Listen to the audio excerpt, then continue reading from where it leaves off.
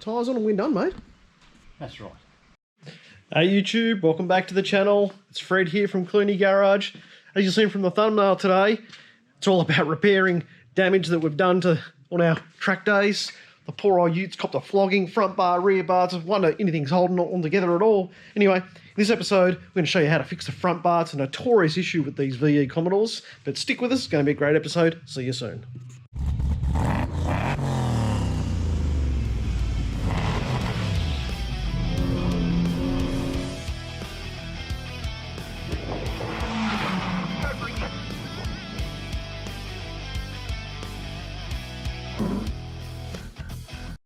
She's a duck's guts.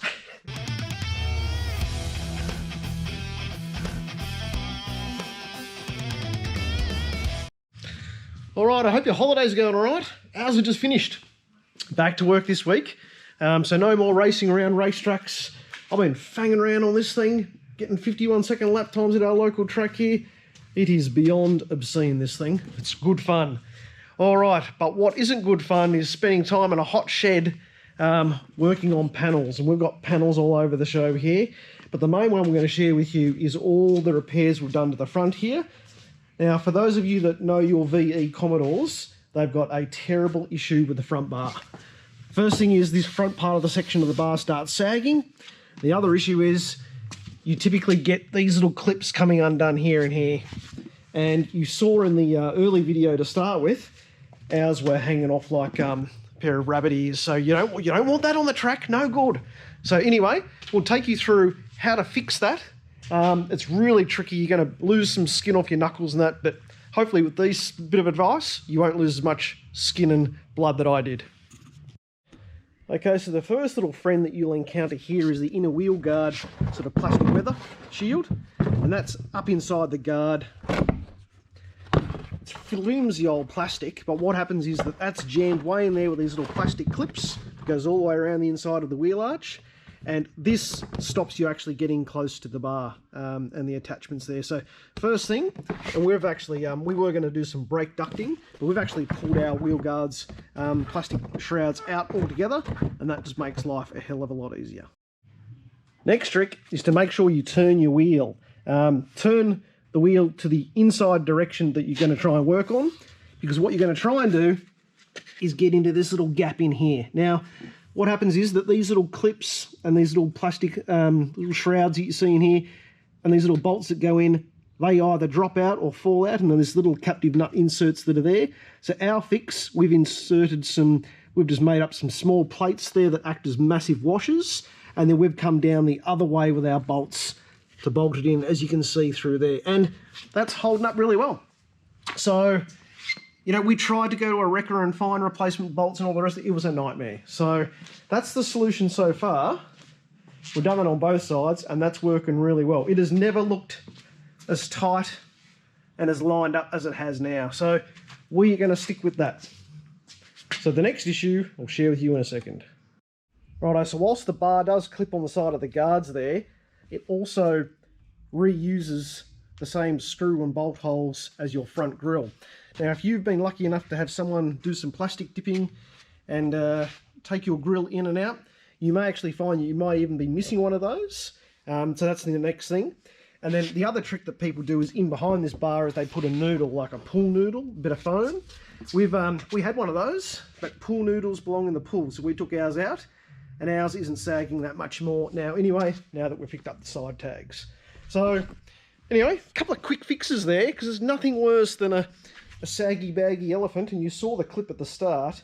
Racetracks can be pretty hard going on cars, and ours ran over ripple strips and potholes and all sorts of things, and Frankie put a few tyres off the side of the track. That was good fun. So anyway, let's share with you the back of the bars and talk to you about the accident damage we had there, but show you the latest progress. Here's the bar that we did have.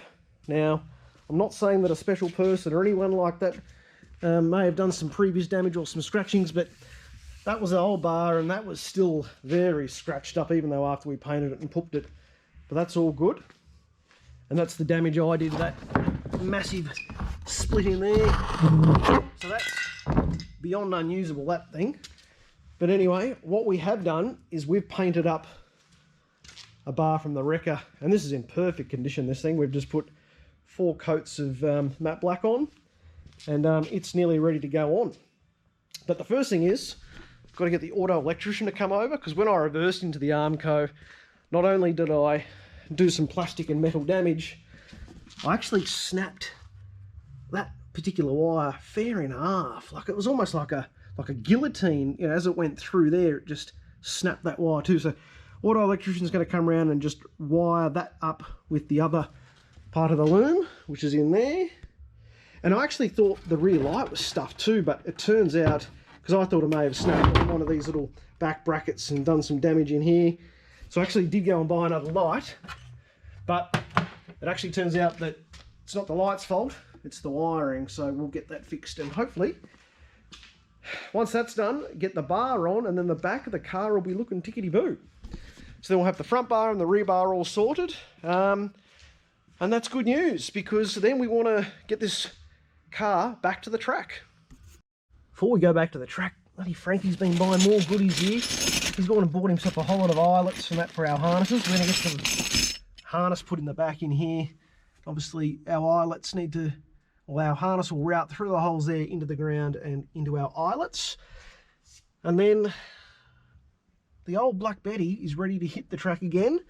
The only other thing we're going to do, I've been talking about it for a long time, is got to get some coilovers. So we've got the standard, well, we've got the old shocks in it, but some lowered springs. And yes, it gives it a fairly good stance, but the there ain't no dampening. And under brakes and on cornering, it's an absolute nightmare. So we're probably looking at some BC Racing coilovers. They seem to be pretty affordable and fitting with the sort of the nature of this car.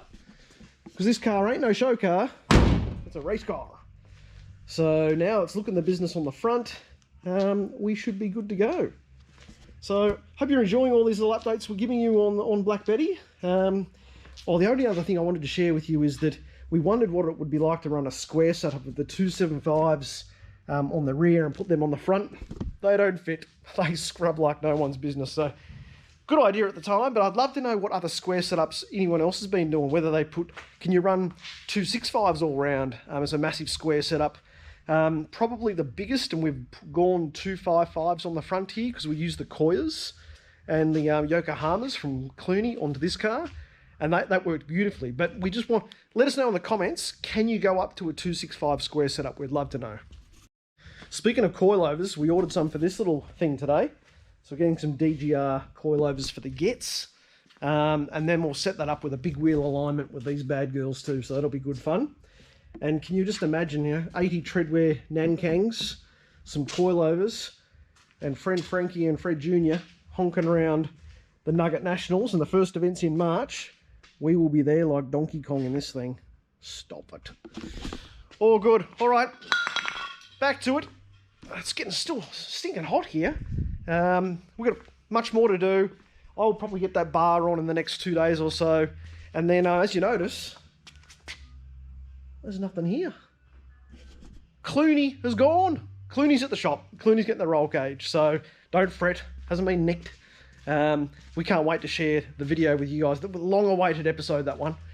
Roll cage, race seat, harnesses, no carpet, and a bunch of other little goodies I've got going as well. So don't do it for Dale, do it for Rocky. Catch you later.